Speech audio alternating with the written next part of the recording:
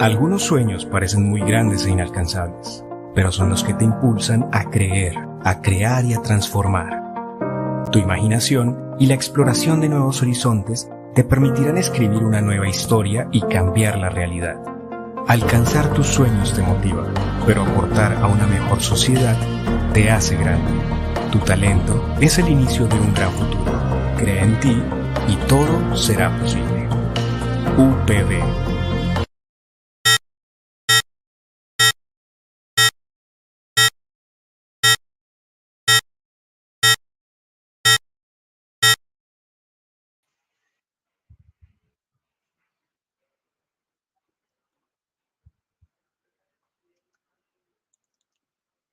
Good morning to all the audience in Colombia and Latin America, and good afternoon to our audience in Germany and Europe.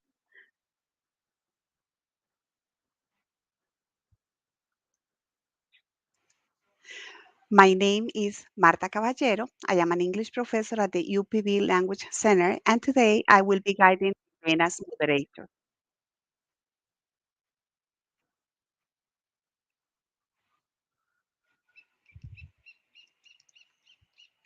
Welcome to the second part of HEPCoPa Lecture Series, a project organized by Universidad Pontificia Bolivariana Bucaramanga and the University of Potsdam as part of the Higher Education Potsdam Colombian Partnership.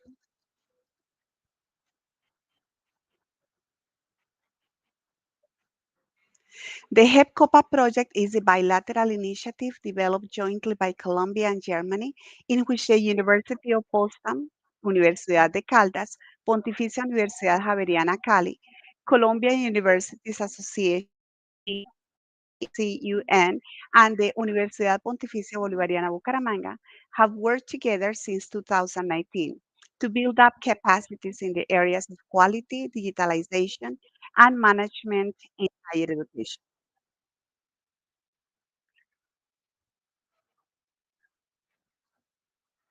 Now we will start with the first lecturer of this session. So let me introduce to our first speaker, Alejandro Velasco. Alejandro is founder and director of ICCA Sprague Institute. Additionally, he is lecturer and seminar developer at the Catholic University of Temuco on the holistic integration of education for sustainable development in higher education institutions. Velasco is currently conducting his PhD in education sciences at the University of Beck. His research topic is whole institution approach for education for sustainable development in higher education institutions in Latin America. Alejandro, welcome to HEPCoPa Lecture Series. Thank you very much, Marta, and thank you everyone that could hear us today. I will share my screen if it's okay, and I will Yes. start with my presentation. Let me a second, and I share my screen. Okay, and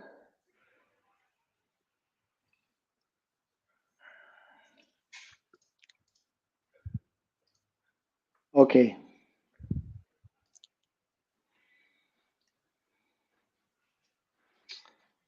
perfect. I think that you are seeing my screen, yeah? Yes, we are. Okay, thank you very much. Yes, today I will share with you um, what about is in education for sustainable development. Maybe did you know about the concept and how and why is a concept that is very popular now as a key driver for achieving the SDGs, the Sustainable Development Goals. In the last decades, we are facing one of the most significant challenges of humanity because humanity has been exceeding the ecological limits of the planet for several decades. And there is still no sign of a reversal of this trend. The planetary boundaries demarcate the safe operating space for humanity. For instance, water is one of the 9 regulators of the state of the Earth system and is the sixth boundary that scientists have assessed as being transgressed. Other transcript boundaries are climate change, biosphere integrity, biochemical cycles, land system change, and in this year, novel entities, which includes plastic and other human-made chemicals. This challenge, mainly climate change, fortunately led the world to align its strategies and in 2015, after several years of initiatives, to launch the most ambitious strategy in the history of humanity. So, for my opinion, maybe the achievement of the 17 SDGs till 2030. But the United Nations report on October 2019 on the progress of the SDGs has shown that the partial objectives have not been achieved and will not be fulfilled by 2030 if the relevant stakeholders don't take collective transformative actions, the so-called the great transformation. And to shift to a sustainable future, we need to rethink what, where, and how we learn to develop the knowledge, skills, values, and attitudes that enable us all to make informed decisions and take individual and collective action on local, national, and global urgencies. We are seeing now as what needs to be done in the meaning of societal transformation, learning outcomes, learning content, and pedagogy and learning environment. And to achieve this transformation, there is a robust and accepted scientific discourse which can be achieved by developing key competencies in sustainability and integrating specific learning objectives. So, to achieve this transformation and to achieve behavioral change and actions for sustainable development. And in this context, the concept of education for sustainable development has been developed as a means of empowering people to engage in the process of learning, communication, and social transformation necessary for sustainable development, the implementation of the SDGs, and thus the promotion of the great transformation. And this instrument was ratified a couple of months ago with the launch of UNESCO ESG Roadmap 2030, and more recently with the Berlin Declaration on Education for Sustainable Development. In short, ESD, as Education for Sustainable Development, is an educational concept and a transformative element because not all types of education promote sustainable development. But why ESD? Because it's an education concept with purpose, because making all people of all age agents of change for sustainable development. How? Because provides all people with the knowledge, skills, values, and attitudes to achieve sustainable development, promoting, facilitating change in what we do. Learning for sustainable development is a concept that is no learning in, is a learning for sustainable development. And because how to explore the contradictions inherent in sustainable living, how to build capacity to think critically about and beyond what experts says, and is a learning as sustainable development too, as there is a concept that uh, we orient learning in the vision for and as, and what in every each case local we could develop actions to do that. And this how that we talking before are the so-called ESD1 stream and ESD2 streams.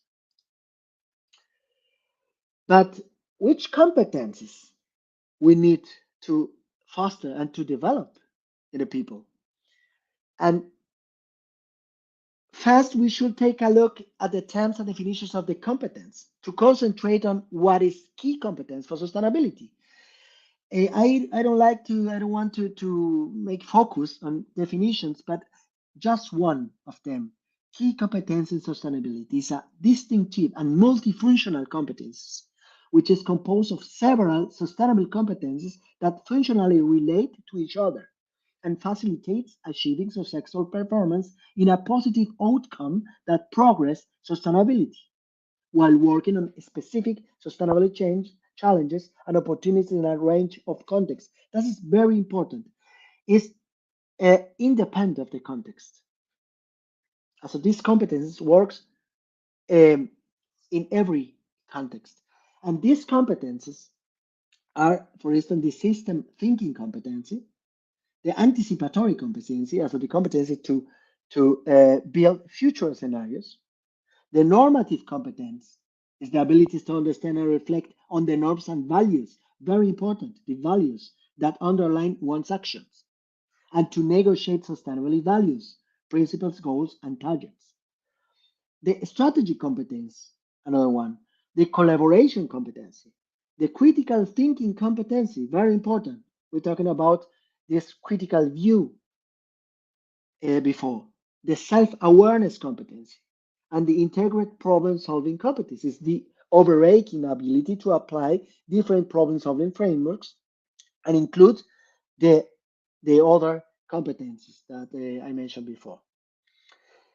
But if we need to change behavior in people, we need to take attention, to pay attention that what Baker says in 2016, and it's for someone to engage in a particular behavior at a given moment, they must be physically and psychologically able and have the social and physical opportunity to do the behavior, and in addition, want or need to do the behavior more than any other competing behaviors at the moment.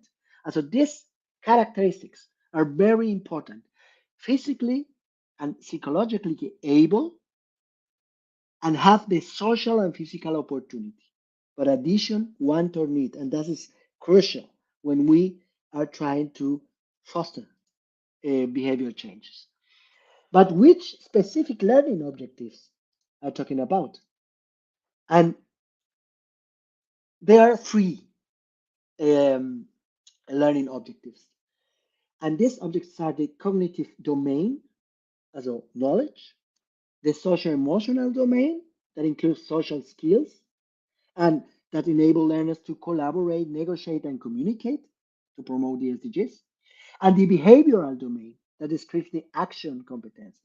So it's not just to have the knowledge about it; it's to have the to be able to do, to be able to take action, and to be able to collaborate, negotiate, and communicate. And this um will show us that we could use these learning objectives with sustainable development goals. Also, the thematic could be used indeed to promote this change and this transformation.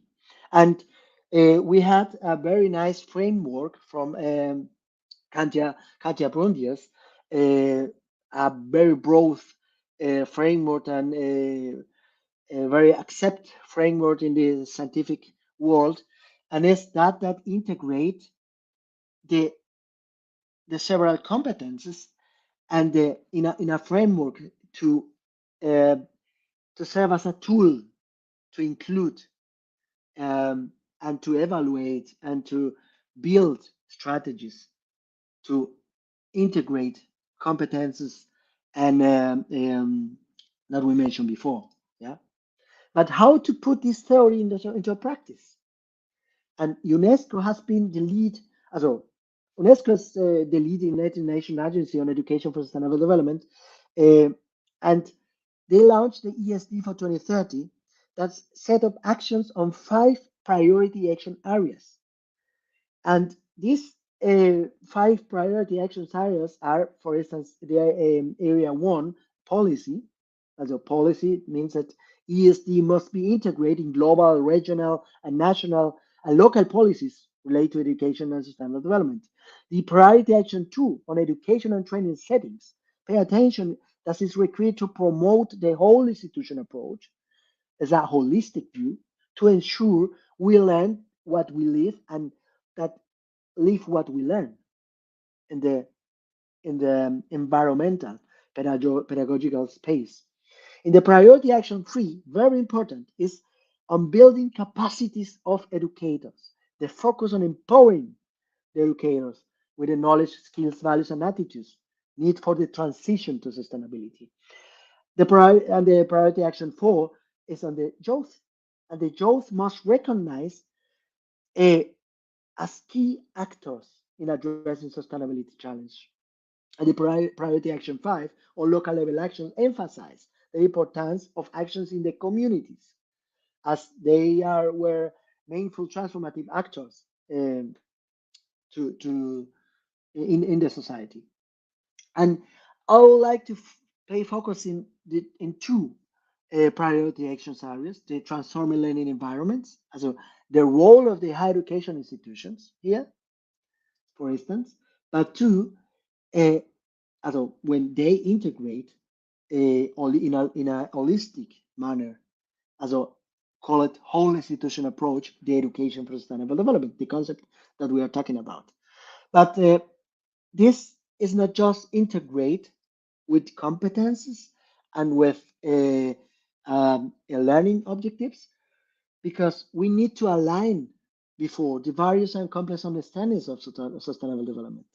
And we need to align the particular world visions of each institution to achieve the SDGs. And I would like to talk about uh, fast but special in this world vision, as a world vision in the meaning of, for instance, general focus. Also, that means that, for instance, a traditional institution had general focus on the input, the authority, the hierarchy. In education, had a focus on teacher centric, but modern is test centric, and postmodern institutions are learner centric. But an integrative institution is system centric, as it had a holistic view of the education, had a whole person approach, and had a dynamic balance between subject matter, group, individual learners, and the context. And it's research based learning. And this one, I like to put my laser now, uh, is the different world vision of an institution. And we can say there is no bad or good world vision. It's just the vision that helps or put a barrier when I have a goal, for instance, the SDGs.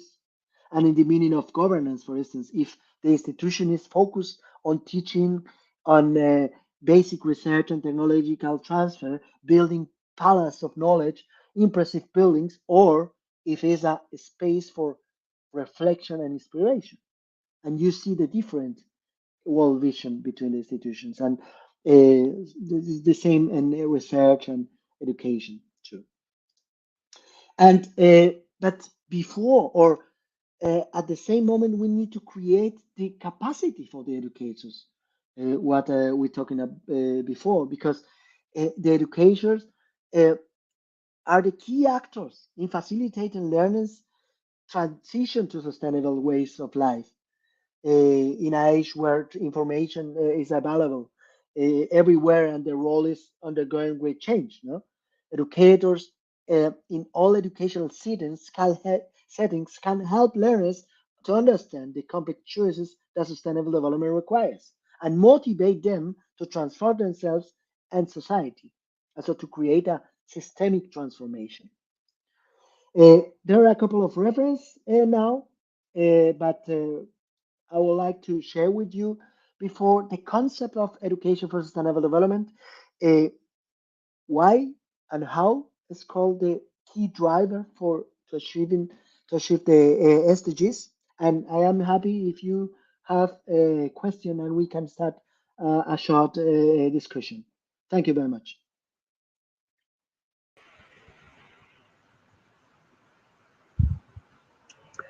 Okay, thank you very much, Alejandro, for this interesting presentation. Now we are going to move to a question and answer session. But first of all, I would like to highlight two important aspects in your presentation. The first one is, as you said, as you pointed out several times during the presentation, is the important role that the higher education institutions have in all this process of taking into consideration sustainable development in our planet. That is the first one. And it would be interesting to find out what some other institutions around the world are doing on this. Because the second comment about your presentation is there is a very interesting framework that has been presented where all the competencies are integrated.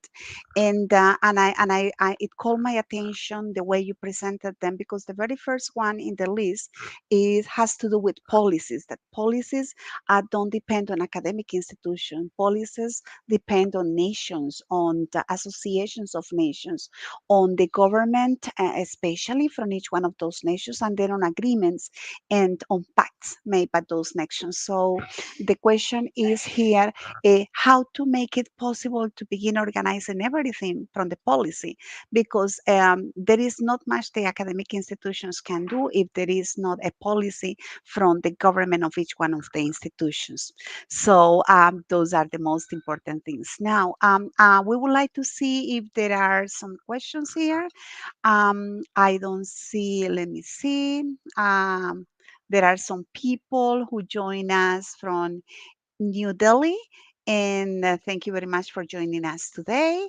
I don't see any other question here. So Alejandro, if you were kind enough, oh here there is a one. Okay, there is a comment from George Heffer, and I apologize if I'm making mistakes in the pronunciation. He says a lot of concepts seem to me well known. The question is, why do we need a separate concept? Okay, I would like to start with the first question Uh-huh. about the if I understood well, the role of the educators. Yeah, why? Mhm. Uh, and maybe that could be connect with the uh, with the higher education institutions Mhm. and with the policies. Also, if we to achieve a transformation, we need to create competences and learning objectives um, to to be able to create these competences. And the first actors to create competences in people are the learners or the parents or the tutors or the people that are involved in leadership in institutions, but they must develop this competence in a place, and this place is a, mostly a higher education institution. And this is the reason of the role of the very important role of the higher education institutions, because the people that must promote and foster and create these capacities in new learners in the society are those educators. And we need to empower those educators with the knowledge, skills, values, and behaviors that are required for this transition. And we could connect them with the policies, because people that are doing the policies, we think and we hope that they were in a higher education institution once. And if they, through a higher education institution, develop this competence, we can foster and we can act as a change agents in their organizations. And in the last question, I don't know if I could guard the first three ones, but on the last, yes, the concepts are well known, but it's the first time that we could align an understanding, scientific understanding about the competences, about the skills that are needed. And I think that is the first time that we, in this moment of the SDGs, in this moment of the Agenda 2030, that we could see the SDGs as a goal, as a result of behavioral change, of transformation than before. As we have, in my perspective, many times, many years in learning in thematics, but not in learning for, in create key competences. And that is the key issue, to create key competences for. And this for is to have a better and a better world and a better lifestyle than we have that we have now.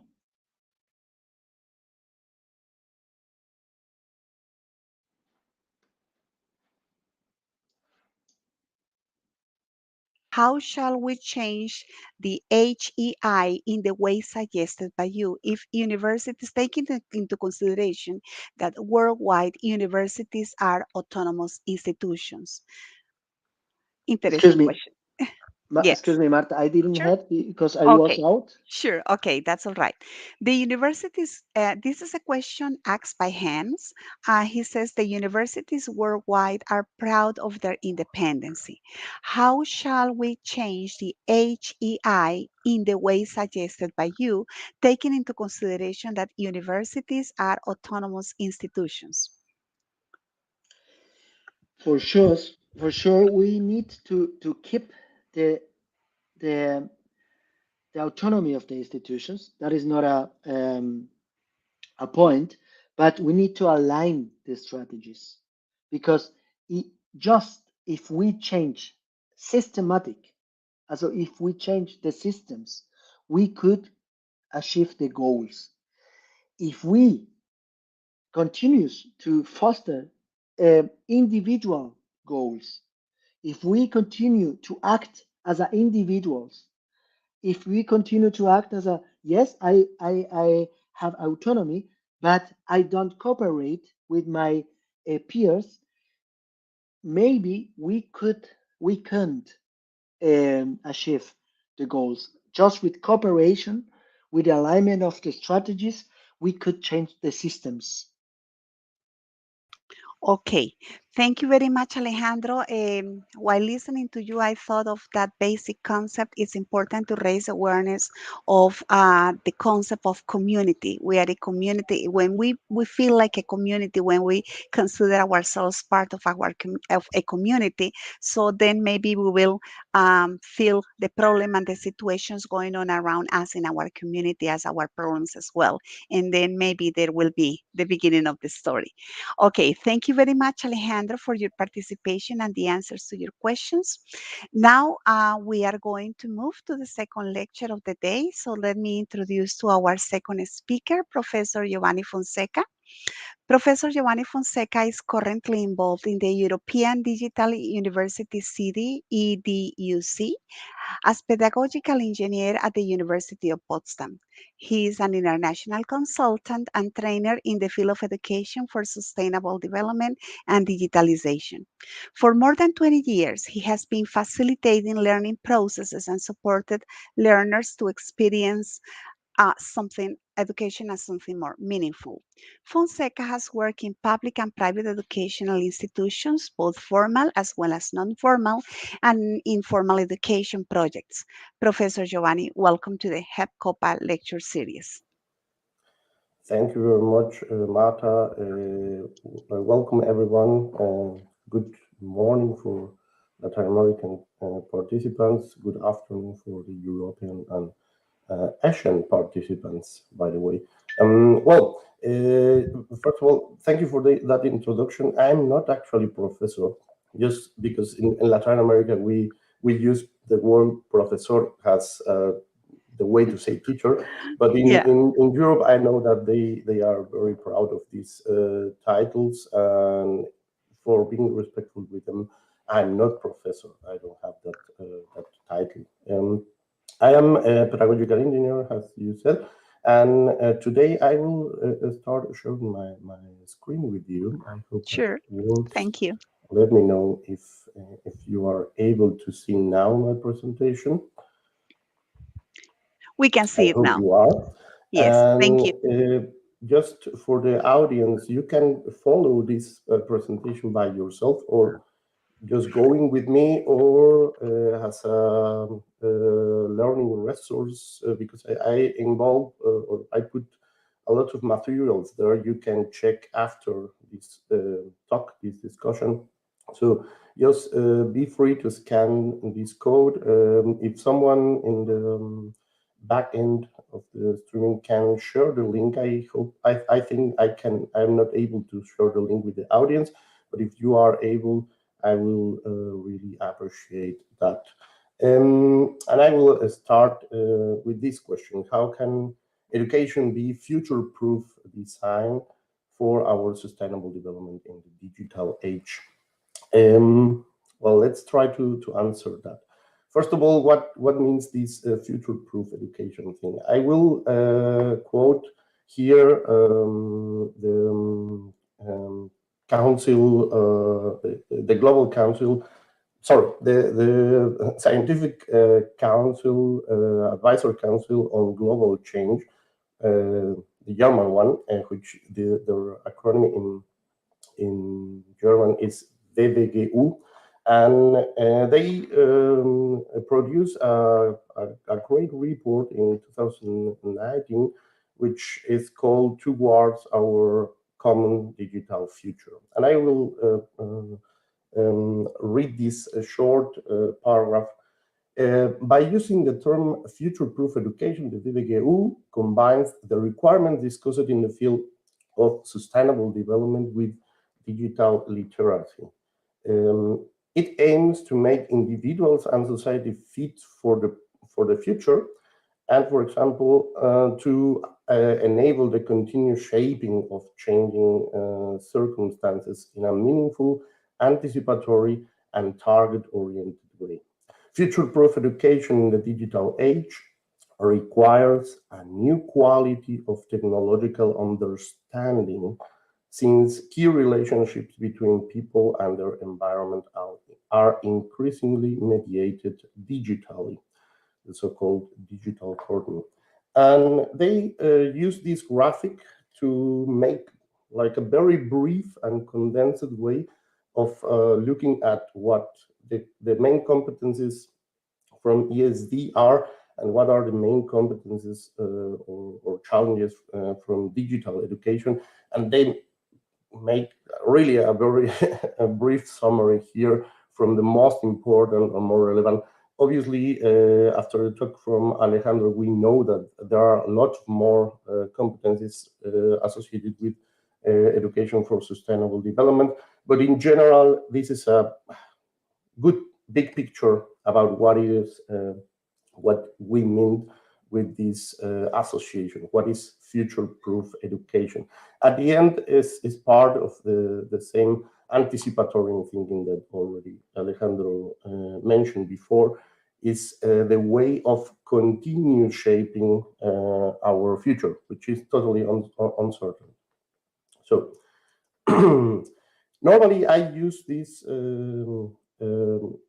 picture to explain better the SDGs, because the SDGs has kind of a priority. The biggest circle in the bottom of the picture are more or less the aspects that we are not able to change in any case, or we are depending totally on those factors.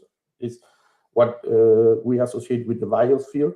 And the other, in the bottom, are societal phenomena, or are sectors that are strongly connected with our society and our histories that we create. If we can quote Yuval Noah Harari, for example, one of the authors that made that the history of humanity are based on narratives that we create ourselves. But well, in this case, and in my talk to be brief, I will focus in two aspects. One will be the pedagogical aspects. I will go deeper in that, but in general terms, how should be a high quality level of education, and then how important is to cooperate and work with a global community in international intercultural contexts. So I will start here, and probably most of us are uh, or recognize very well one of these three learning approaches. Sorry that I have to irritate myself, but my throat is is a little bit troubling me a little bit. The pedagogical approach is well known. Is teacher-led learning. Actually, in some of the slides of Alejandro, you could see one of those approaches is a subject learning center approach, and in this model that I call the CISO model, what I am trying to share with you is the way that I think we can foster future-proof education. And what means this model is that in general, learning process has to be dynamic. We are not able to achieve those competencies or develop or fostering that our learners develop those competencies if we focus just in one learning approach, which is most of the cases pedagogical approaches in some scenarios in the higher education and in some active schools. Also, the andragogical approach is also there. The heterogogical is something which is kind of new kid on the block, and most of the times we don't know what is that, and it's kind of a new thing to implement. But well, what are the main difference? I divided this in some categories or some characteristics from each one. When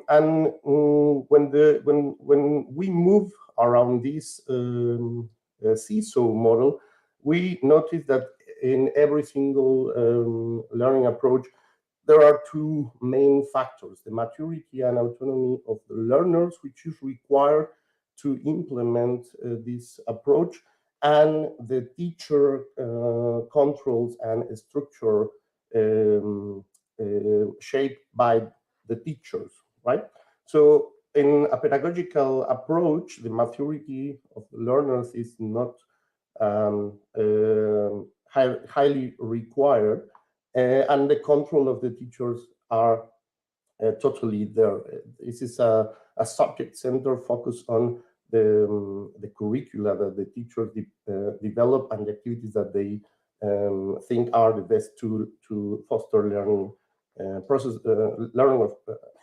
of learning in the learning.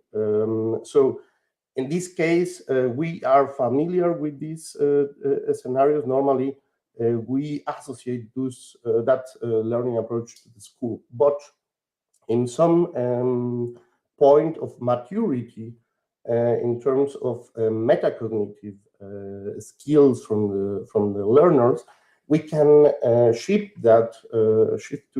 from pedagogy to andragogy and make more independent learners in terms of not what they have to learn, but how they are able to learn. And normally, this approach is problem solved or problem-based learning, which makes that the students get more motivated on basically discover their own way of learning. In this case, the role of a teacher is not so much a teacher, but a facilitator, which will formulate the right questions and guide the learners into discovering their own learning process by themselves. And the main change in a pedagogical perspective or self-determined learning is that the how, the what, the how, the when, and who, and where the learners will learn are totally decisions that the learners has to make by themselves. So this is the so-called self-determined learning. In this case, the motivation has to come from them. It's an intrinsic motivation based on their previous experiences, but also based on their curiosity and interest, personal life interest is what they motivate to learn. And the teacher in this case acts as a coach, which is more observer of the whole process and try to help just when learners are asking to be active there. So in this case, and just for pedagogical purposes or didactical purposes, I use these pictures to make an emphasis on the age of the people, which is more likely to use this learning approach. But actually, it's not the case. In some cases, studies have tried to implement these learning approaches in all these phases with quite a good outcome at the end. This dynamic way of going through these at least three different perspectives is the so-called PAH continuum. Okay, just for your when we are talking about learning in the digital age, we are talking about synchronous and asynchronous activities. And just to give you kind of an orientation, the most synchronous activities, the more pedagogical the approach should be. And if we are fostering pedagogical approaches, those supposed to be more asynchronous. It's not a rule, it's just an orientation. It's not always like that. It's depending on many factors, but it's kind of a good rule. And the point at the end is going dynamically with these three different approaches based on the learning objectives that we want to achieve. And then with this approach, I will just share one possible implementation for this in a very transitional way. Like there is a very known model for e-learning. This is based on a pedagogical way of thinking, which is called the 5-stage model from Gilly Salmon. And normally this model bases the development of an e-learning course or courses that are virtual in 5 different stages. And each of these stages can be associated with more or less some of these three approaches.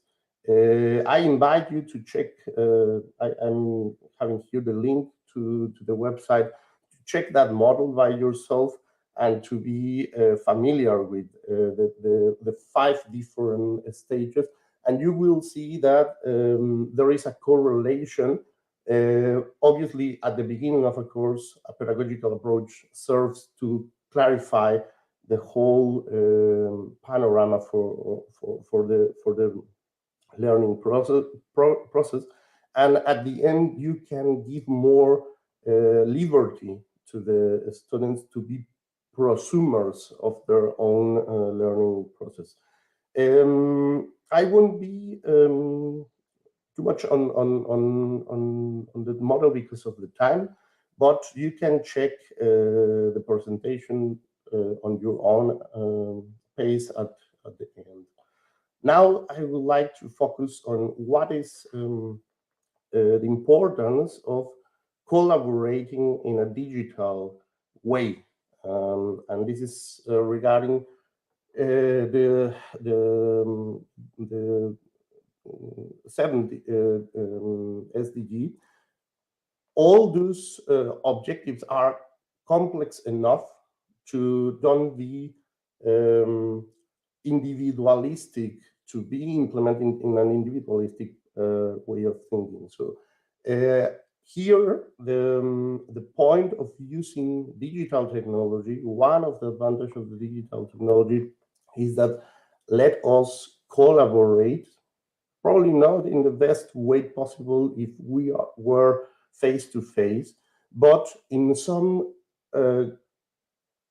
good enough level of efficiency if we are using the digital tools properly and not abusing from synchronous sessions, for example, but let the participants of a learning process to exchange perspectives.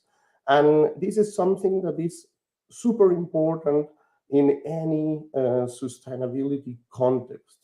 If we are not able to change our perspective, to put in the shoes of another people, and being able to empathize with them, it won't be possible to achieve those so ambitious goals proposed by the 2030 agenda.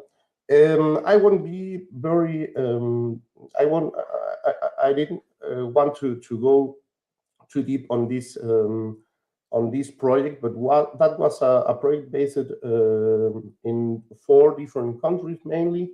It was started in 2015, so it was previous to the pandemic, and is in some cases still working in a small scale. But it's an example, and you can see in these resources or learn about how we implement this project based on the Sustainable Development Goals and so on. So you can get here a good overview of many different topics. The history of ESD is there, a brief history with multimedia resources. You can learn about the origins of the program, what was our vision of that. I think my internet is loading this slowly, but well, you can go into these materials and look by yourself what are all the resources that we are sharing with you. It's an open educational resources. You can see, for example, here a virtual tour that we did as part of the exchange activities within the students in order to share what they have done in some of the German school gardens that they participate with. So this is just a resource for you. You will find it in the presentation and the link that I share with you. And it's part of the praxis example that I want to share with you. This is kind of the, because I'm looking at the time, this is kind of the end of the presentation. I just add extra resources for you to check in your own time. For the Virtual Academy in the University of Bremen a couple of years ago, I did a virtual lecture, which is based on these 4 different videos. You can explore it linearly there, or you can explore the presentation on your own pace and look at most of the concepts that are related with the digitalization as a transformation, and the transformation for sustainability, and how those processes, those 2 huge transformation should converge in a common objective in order to achieve the agenda 2030. There are a lot of resources here, documents, videos. You can explore it on your own and you will discover. Unfortunately, this is in German. Now I will share also a couple of resources for the Latin American participants or the Hispanic members of this audience. You can look at this presentation. This is a presentation mainly based or addressed by for students in the school, not for higher education, but most of the topics can be interesting for you in terms of how is the role of dignity in sustainable development and digitalization, the digitality, which is not the same than the digitalization as a concept. You can check some of the resources that I have.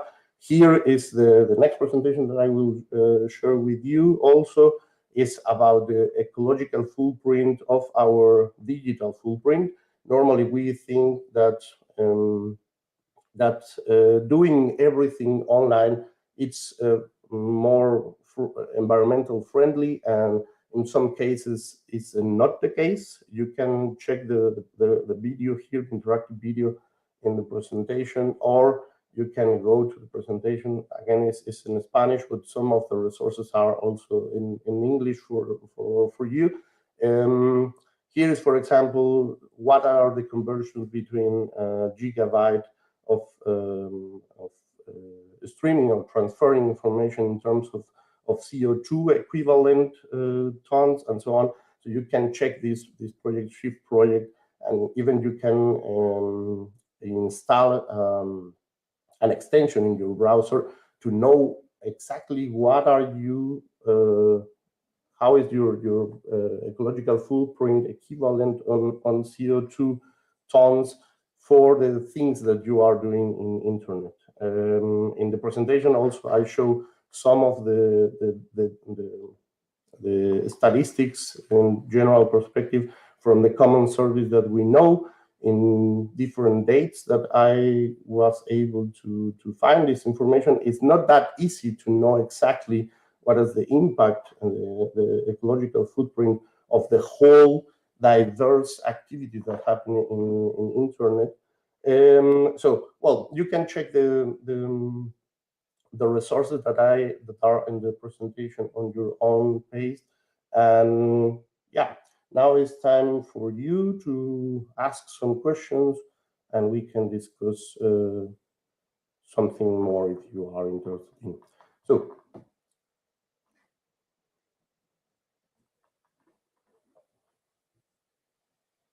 A pleasure to listen to you, and it has been a wonderful match. It's incredible to see how Professor Velasco was making his presentation about sustainable development, and some of us were concerned about what we can do or what our role from the academia is in all this, raising awareness and helping people understand what's going on and taking some action as a community. And then you come with this interesting presentation where you show us some specific cases and examples of um, actions that are being done all around the world. So thank you very much for that presentation. It wraps it up. There is a question here from Enrique Barbosa, and he says, do you think, Professor Fonseca, digital learning can also bring negative effects? For example, reducing face-to-face socialization between learners. How can we overcome them? yeah, as I said, it's independently on the format. Also, face-to-face bad practices in education can foster asocial behaviors in our learners. I think it's on depending on the kind of format that we use, but I understand also the question from Enrique in the sense that, well, digital learning is kind of a new thing. We have not um, achieved now necessarily a level of confidence on how we could explode all the possibilities of the digital world, of the digital technology. Uh, in the field of education, and do it not just because it's a new thing to use in education, but because it's meaningful for the learners to use it in that proper way. I think that has to be the priority. The use of any kind of technology in the educational field has to be always aligned with the objective of fostering meaningful learning processes. In this case, for higher education, developed mostly by the learners itself. And the digital literacy, it's kind of a funny thing because normally we speak that the younger generation are the digital natives, right? Just because they born on the age of the internet, that doesn't mean that they know how to use properly all the resources and the infrastructure that serves internet by itself. It will be analogic to say, as long as I born where the autos were already on the streets, I deserve to have a licenses, drive licenses, and I can drive a car. It's not the same. Uh, all of us have to learn how to use these new technologies in every single field. And the field of education, obviously, we have to foster the so-called digital literacy, or fostering developing digital competencies in many different ways. Okay, thank you very much, Professor Fonseca. Um, it was a very interesting graphic, the one that you presented, where there were some circles, and at the bottom there was the biosphere, in the middle there Mhm. was the society, and at the top there was the economy. And once Yes. again, the same as the comment I made with Professor Velasco, um, society is just in the middle. Okay, it's like the sandwich, Mhm. and we are just in the middle. And of course we are being experienced, or we are experiencing the forces from the upper lead, and from the Mhm. lower layer, from the upper layer and from the lower layer. And it is us, from the academic in this event, the ones in charge of trying to organize the ideas, think about the problem, as Professor Velasco presented us, and then you doing some practical things, considering, inventing, coming up, innovating with some strategies, practical things that we can use by using technology. So far, how do you see the difference between these programs that have been created and implemented in countries such as Germany, who are very concerned about this problem, and they are very involved in the situation here in Latin America? How do you see that panorama? It's kind of an interesting thing. I think in general we have more common aspects than differences, but obviously working in this international and intercultural level creates or makes me to develop this empathical way of looking at those differences. And I think that's the key word in terms of trying to achieve that ambitious agenda. We have to be able to look at the difference from the so-called global north, and the so-called global south, if we are working within the framework of global learning. And we have to deal with those differences in a constructive way, not to polarize more our discussions, but to really collaborate. And you said that before. Actually, what we have to try to achieve with this virtual exchange, for example, is to create a community. A community is a group of people who has a common purpose, a common objective, and that's the most important thing to try to achieve. If we are not going in the same direction as as a predominant species in this planet, it will be really difficult to manage all the changes on that kind of cake, right? It's interesting that you mentioned that the economy is on the top, not because it's the most important, it's because it's the most vulnerable, because depend on the other two below in the bottom. Every one of us depending on the biosphere, and our social concepts and agreements that we create uh, can foster or not that the economy is a sustainable one, or is not ideal as it is currently from my perspective, and so on. So this is a common perspective. If we want to collaborate, we have to climb this cake together. Okay, Professor Fonseca, thank you very much. We hope to hear from you very soon, and we hope that you can share your experiences with us, excuse me, the same as with Professor Velasco. It has been very interesting and enlightening as well, and we can begin to see some answers and some actions that have to be taken to, as you said, raise awareness and engage in Yes. this process, because otherwise we won't have any other future for this planet and this global community. Okay, to all of the people who were able to join us today, thank you very much. The presentation will be there in the YouTube channel, and we cordially invite all of you next Wednesday, November 9th, to know more about sustainability. Thank you very much again, Professor Fonseca and Professor Valencia. We hope to hear My from pleasure. you soon. Thank you very much. Have a wonderful day, everybody, or a very nice evening. Okay. Thank you, Thank Thank you you. very Professor much for the Fonseca. invitation. Okay.